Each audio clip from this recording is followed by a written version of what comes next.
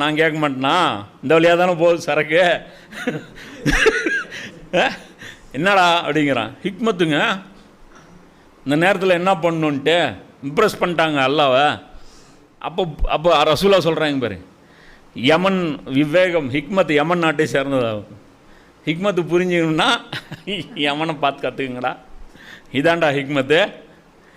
Saudi இருக்குல்ல, இவங்க சொல்லிட்டுருக்காங்கள, America அதாவது இஸ்ரேலை இப்போல்லாம் பகச்சிக்கிறது புத்திசாலித்தனம் கிடையாது, இது ஹிக்மத்து. எது இவங்க ஹிக்மத் பார்த்தீங்களா? ஏன் உங்கள் ஹிக்மத்தை வழிகட்டையே எப்போவுமே அலங்கரித்து காமிச்சிட்ருக்குது உங்களுது.